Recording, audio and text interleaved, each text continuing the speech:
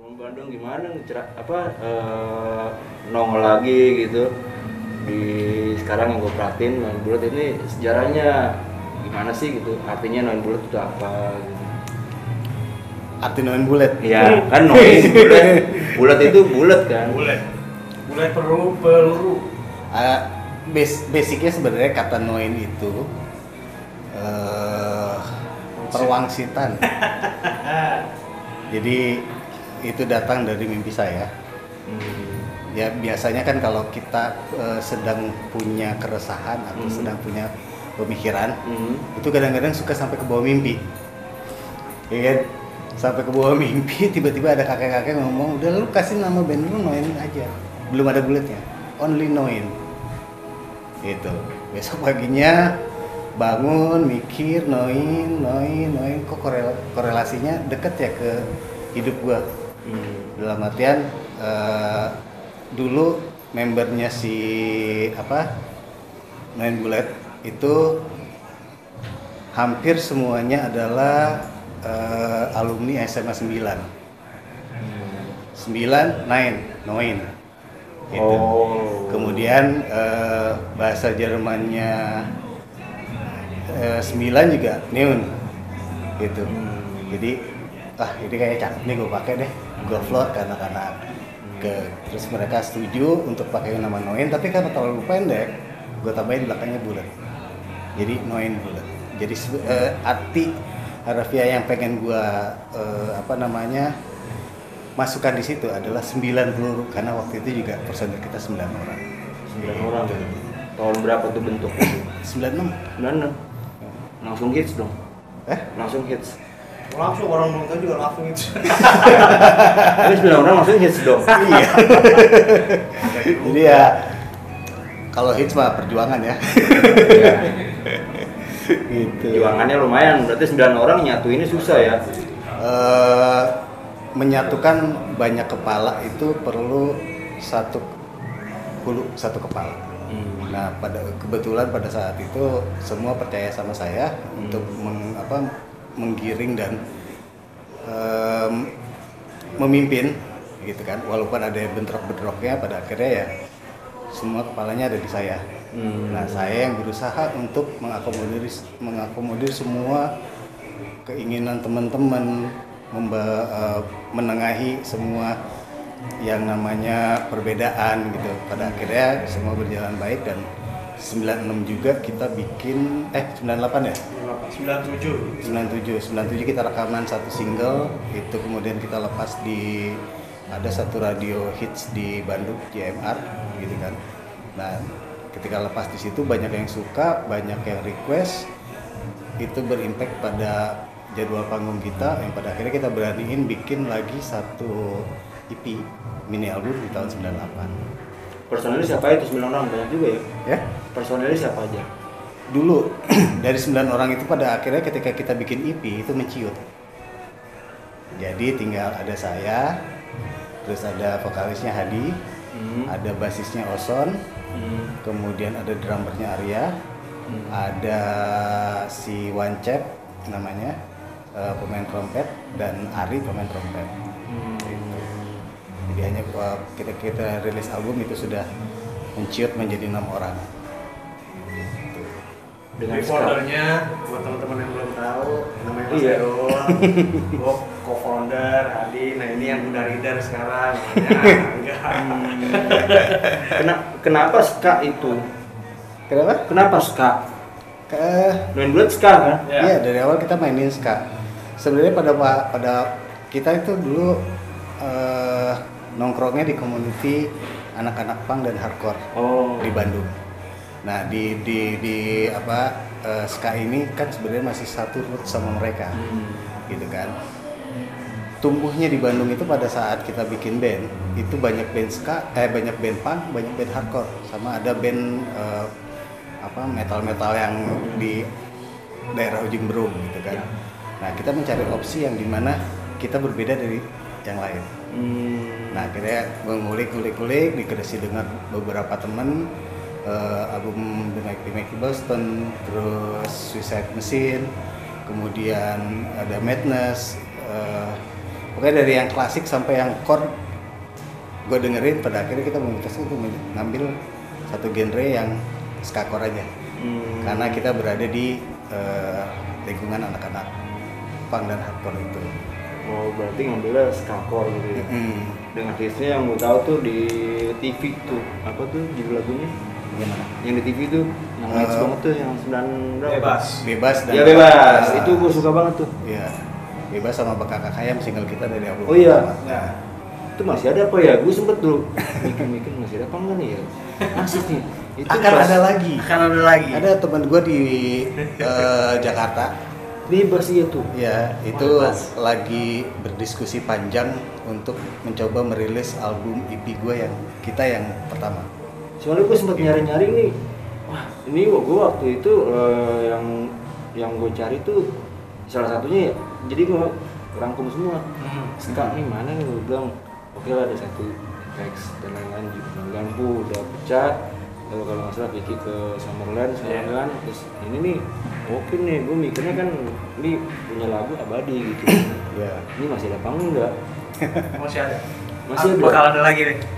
Tapi itu di label ya waktu itu ya? Dulu di album EP kita pertama itu kita rilis sendiri yang 6 lagu gitu, karena penjualannya cukup baik, kemudian dilirik sama Warner Music, akhirnya itu dijadikan menjadi satu full album dan kita punya 2 album rilis sama Warner. Jadi mereka mencari atau kalian ke label? Mereka mencari. Oh. Karena dari dulu prinsip gue tidak akan pernah mencari karena gue bisa melakukan sendiri. Gitu. Kalau gue harus mencari sementara gue bisa melakukan sendiri, buat apa? Tapi ketika gue sudah melakukan sesuatu, kemudian ada yang tertarik untuk berkolaborasi, kenapa tidak? Gitu. Jadi sampai detik ini prinsip itu masih kita jalanin, bahwa kita tidak akan mencari sesuatu, tapi kita akan meng-create sesuatu. Dengan yang memang musik kalian lumayan sih gitu. Ya. Waktu itu ya, tapi yang gua lihat ini kan gua nggak tahu ya, yang sekarang ini memang udah sedikit berbeda nggak sih? Tidak ada yang berbeda dari kita. Tetap ya. Sampai hari ini tetap masih seperti yang dulu. Cuman mungkin secara aransemen dan musikalitas kita dengan umur yang panjang ini bertambah. Jadi mungkin Menyesuaikan dengan pengetahuan. iya. jadi mungkin kalau karya-karya kita yang terbaru ini mungkin terdengar lebih rapih, gitu kan. Terus lebih teraransemen dengan baik. Tapi mungkin pasti beda dong dulu sama sekarang dengan kontrak dengan label. Dulu tuh gimana tuh? Nggak ada bedanya. Nggak ada bedanya. Nggak ada bedanya? Nggak ada bedanya. Sama Salah aja. satu kenapa kita mau masuk ke bergabung dengan label itu karena di situ ada suatu poin yang menyebutkan bahwa kita tidak akan diintervensi dalam hal apapun. Itu makanya kita mau akhirnya bergabung dengan Warner. Kalau pada saat itu kita ada sedikit yang berubah dari si musik si main bulat, entah itu lirik atau karakter atau apapun itu, mungkin itu tidak akan terjadi. Jadi dari dulu sampai sekarang mau kita melakukan ini secara DIY atau kita bergabung dengan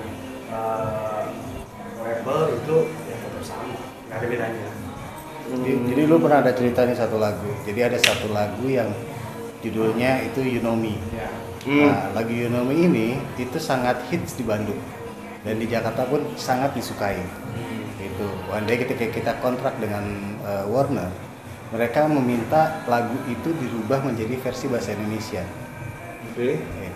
Nah, tapi kita menolak. Kenapa? Buat apa? Gitu.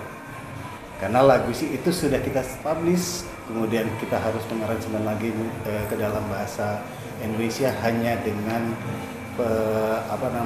sebuah skema mereka pengen berjualan lebih besar. Kita menolak karena buat kita karya kita ya seperti itu. Gitu. Kalau kalian butuh sesuatu yang berbahasa Indonesia, kita akan buatkan lagi. Dan mereka setuju. Dan mereka tidak setuju karena tetap memaksakan, tapi kita kasih pilihan. Lu jalanin rules gua atau tidak usah kerja sama-sama kita. Prinsipnya itu. Nah, pada akhirnya mereka melunak, perjalanannya jadi lebih sinergi. Gitu. Tidak ada yang saling mengatur. Kita tidak mengatur mereka untuk berpromosi seperti apa, bla bla bla, produksi apa, dan mereka juga tidak mengatur kita untuk intervensi dalam karya. Tapi perjalanan kalian tuh lumayan nih. Kok vakum? Gue pengen nanya sih sebenarnya waktu yang 2 tahun yang lalu apa waktu launching ya, atau yang tiba-tiba muncul tuh. Nah ini kenapa vakum? Gitu loh. Pernah ngebayangin ini nggak? Kalau dalam 5 tahun, lu jalan setiap minggu, Sabtu, Minggu, Jumat, Sabtu, Minggu berada di bus, kemudian berjalan panjang, berulang setiap tahun selama 5 tahun, itu ada kebosanan. Gitu. Dan itu juga mungkin yang dirasain sama siapa? Ariel Lesmana tuh sekarang. Kalau dulu belum ada. Iya kan? Iya. Kalau istilah sekarang sih hiatus gitu kan. Iya, ini kan hiatus kan. Noah juga sama gitu kan. Berarti kan dulu mungkin ya udahlah, berhenti aja. Emang gak ada pergerakan waktu itu? Ada. Gigs, manggung atau banyak, tawaran banyak, hanya karena kita sudah terlalu lelah, taruh deh. Aduh, kesini lagi ya. Aduh, kemana gitu. Tapi itu udah ngeluarin album kan? Udah ngeluarin album. Gitu. Nah, terus ya pilihan sih antara lu menyayangi jiwa lu atau hanya sekedar atau lu mengejar rupiah. Kalau gue lebih sayang sama jiwa gue untuk tidak dipaksakan mengejar rupiah yang terlalu banyak, tapi pada akhirnya diri lu sendiri hancur. Nah itu lu pribadi atau bandnya itu nggak ngejar rupiah gitu? Ya pada akhirnya kan karena kita sudah secara industri kita jalan terus nih waktu dulu, terus kemudian secara rupiah juga sudah cukup baik. Satu penampilan kita bisa dalam 1 bulan itu kita bisa hidup, gitu kan. Tapi pada akhirnya kita merasa ada yang hilang di jiwa masing-masing gitu kan. Kayak gue kehilangan waktu nongkrong sama adik gue ya. Kok gue kehilangan momen sama, kalau dulu mungkin belum nikah, sama pacar gue ya. Iya. Gitu kan. Ada momen-momen yang pada akhirnya kayak kita harus stop dulu deh nih. Gitu. Untuk stop dulu, pada akhirnya ngerem dulu, ya pada memutuskan untuk ya udahlah istirahat dulu gitu. Nah, muncul lagi tahun berapa ya? Dan kenapa mau muncul lagi? Kalau muncul lagi sebenarnya nggak pernah berhenti.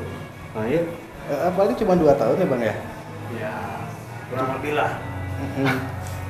lah. Kurang 2013 itu kemudian mereka Noin Bulat mengeluarkan single lagi. Iya. Tapi gue sendiri tidak comeback ke Noin. 2013 ya. Oh gitu ya.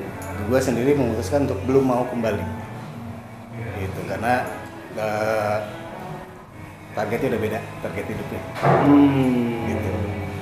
Karena ya si Noin 2013 tetap berjalan tanpa gue, sampai akhirnya di 2023 kembali lagi merilis 1 album baru. 1 album ya. Berarti mungkin ada perbedaan kali ya, atau ya yang kenapa nggak mau di-reboot lagi terus tiba-tiba nongol gitu kan? Atau memang ada perundingan juga nanti akhirnya ya? Semua balik ke rasa rindu sih. 2023 tapi itu sendiri dong berarti rilisnya sama label sendiri. Karena yang secara gamblang tuh gue liat emang belum terlalu excited banget sih ya kalau Noin Bulat ya secara pribadi, cuman tapi masih ada ya genrenya yang band ini, contoh kayak Segidok, Ipek masih ada. Yang justru yang gue berusaha cari yang ska kayak gini nih, ini yang belum nongol lagi atau kenapa, tapi kan ya balik lagi ke masing-masing bandnya gitu. Makanya yang gue mikir tuh, oh nih kenapa muncul lagi nih, ini tapi bagus nih, ada peluang nggak buat kalian itu? Kenapa muncul lagi ya balik lagi cuma rasa rindu. Rasa rindu aja yang dicari dari kalian muncul lagi, rasa rindu. Iya, rasa rindu yang kemudian berkembang kepada sebuah program-program besar yang pada akhirnya kembali bisa menghidupi kita saat ini. Dan pada akhirnya kita punya pilihan, oke kita jalanin dulu ini sampai mentok di mana. Nah sekarang formasinya masih yang sama. Formasinya udah berbeda lagi. Beda lagi. Karena ada beberapa teman yang memang udah enjoy dengan kehidupan mereka sekarang, ya udah nggak bisa dipaksain kan. Yang bisa udah kita jalanin lagi bareng-bareng. Berarti benar-benar rumah ya kalian ya, kalau gue baca ya benar-benar Dan rumah. bukan berarti dia tidak ada di dalam member, dia tidak ada di dalam bulan. Oh, I see. Dia tetap ada di bulan, tapi dia tidak ada di depan. Mereka ada di belakang. Ada bagiannya dari kalian juga Iya. gitu, karena kalian kan jadi rumahnya buat mereka. Iya. Itu bahasa yang selalu gue pakai, bahwa Noin Bulet itu rumah. Pada saat waktu dulu gue tidak berada di Noin Bulet, gitu kan, gue tetap memproduksi mereka. Beberapa single gue produce. Nah ketika gue kembali ke Noin Bulet, itu beberapa single diaransemen juga oleh mantan drummer kita yang gitu. sekarang ada di 5 Minute. Oh. Gitu. Jadi ya itu, ini sebuah rumah, sebuah keluarga. Gitu. Iya. Walaupun sudah terpisah-pisah, tapi kita masih tetap ada sama-sama, gitu. Saling memantau perkembangan ini seperti apa.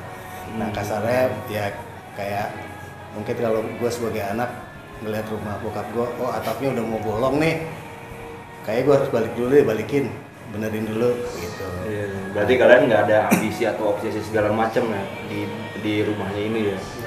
Ambisi dan obsesi ada, tapi bukan sesuatu yang sesuatu yang kita jadikan utama. Gitu.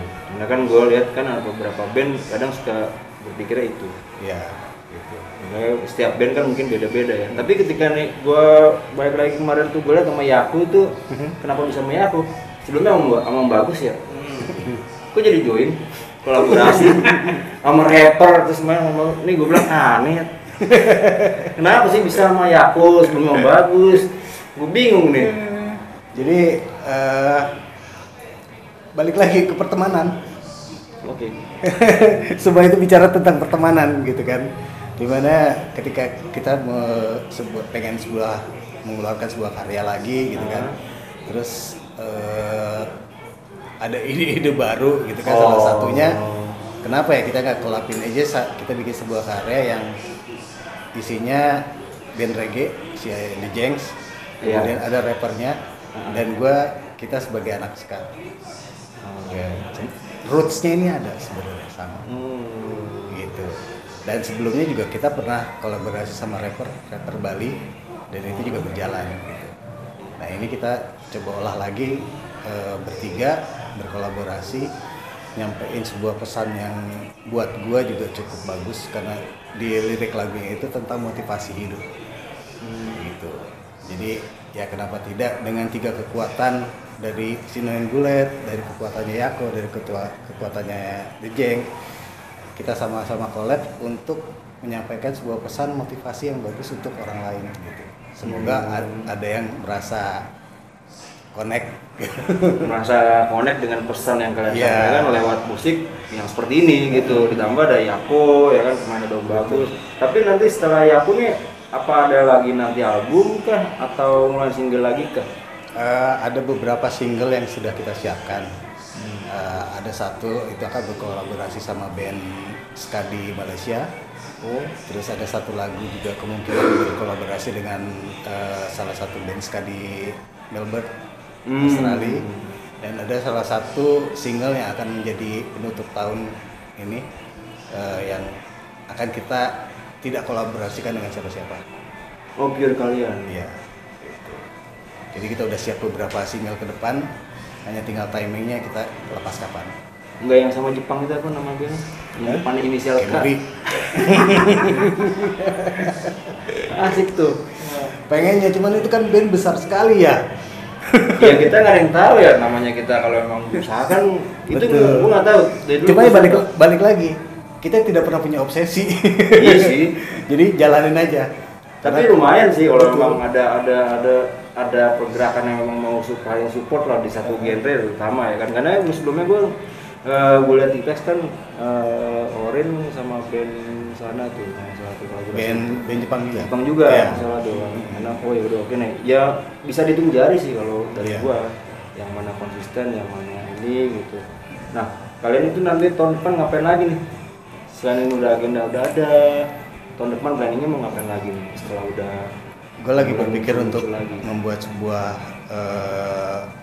konsep kecil untuk 30 tahun main bulet. Tahun depan? Tahun depan. Udah 30 tahun ya, tua juga ya. Tapi masih muda ya gue liat. Soalnya vokalisnya, frontman-nya biasa dijual. Iya.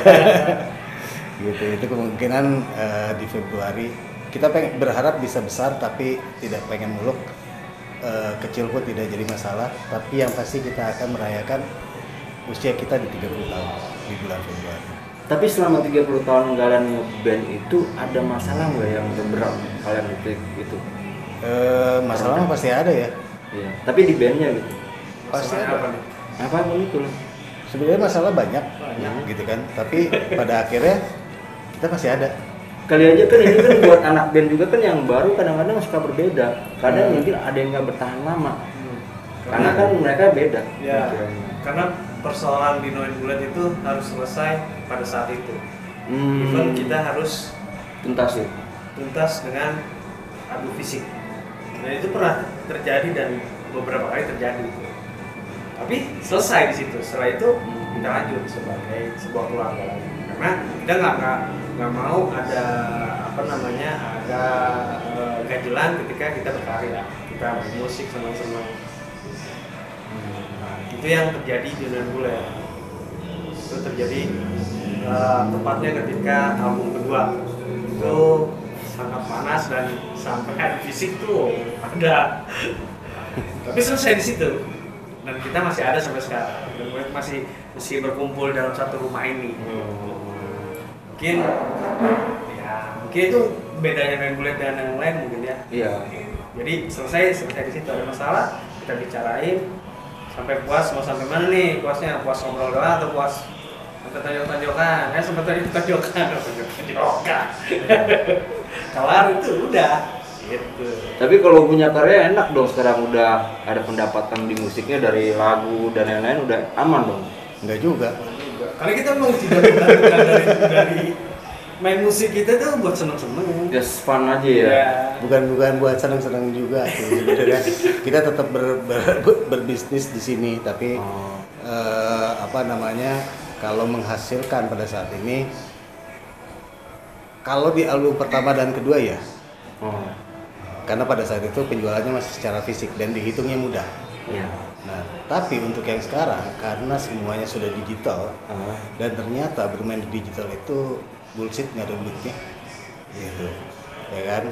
Nah, sekarang kita mau coba lagi untuk berada di Fase itu fisik, gitu, untuk kembali ke situ.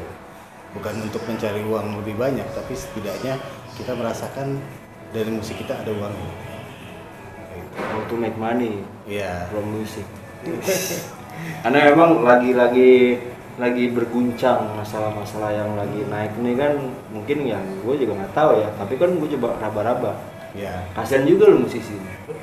Kasian juga gue. Tahu nggak, dari satu single misalnya ya, kalau ada orang yang serius bikin satu single, dari recording sampai mixing mastering, itu mungkin bisa menghabiskan rupiah di 25 sampai 30 juta untuk satu single yang secara industri standarisasinya, ya kan? Kemudian dia berpromosi yang mungkin bisa ngabisin ratusan juta. Dari ratusan juta itu lu taruh di digital, comeback ke kitanya paling cuman ya 12.500 ya kan. Dapat report berapa nih bulan ini? Anjir cuma 50.000, yang dicairin aja belum tentu kerasa buat kita gitu kan. Gitu, makanya kita cari lagi banyak berdiskusi bagaimana caranya menyiasati musik kita supaya bisa make money selain dari digital gitu. Ya salah satunya mungkin kita harus banyak merilis bentukan fisik ya, bukan hanya sekedar kaset, mungkin merchandise atau apapun itu yang pada akhirnya berbentuk fisik dan bisa menghasilkan uang untuk kita survive ke depannya lagi. Tapi yang sekarang sama label sekarang Nggak punya label, nggak punya label, kita sendiri aja. sendiri aja. habis manggung ngumpulin duit, sisihin ini buat rekaman selanjutnya. ngumpulin udah kekumpul, yuk rekaman lagi, terus lagi gitu. Sedih amat ya. Nah itu buat anak-anak band tuh ya memang harus kayak seperti itu ya. Terutama mungkin ya dari fans kalian memang mungkin butuh pesan kali ya. Gue juga nggak tahu nih, karena kan setiap band kan beda-beda ya, fansnya apalagi beda-beda. Ada juga yang memang kurang begitu mengerti tapi mereka skillnya bagus. Itu yang memang pesannya yang memang yang harus nyangkut. Kalau gue ngelihat, bagaimana kalian tuh untuk pesan-pesan buat penggemar kalian lah di genre musik di zaman berkarya dulu, jangan berpikir hasilnya. Walaupun jelek, Ya. Berkarya dulu. Gitu. Sama kalau dalam sebuah band, tentukan siapa yang akan menjadi leadernya. oke. Dan jangan gak enakan. Jelek nggak jelek tuh memang. Gitu. Kayak misalnya, oh gua nggak suka nih si drummer kita kenapa ya mainnya gini, tapi ngomong di belakang. Oh, Gitu. Suruh nyampein gak berani. Gitu. Belajar untuk berani nyampein di depan orangnya langsung. Nah, konsekuensinya mungkin lu jadi berantem sama dia, tapi masalah lu beres. harus terima kenyataannya ya. Gitu. Thank you deh Siap. semuanya.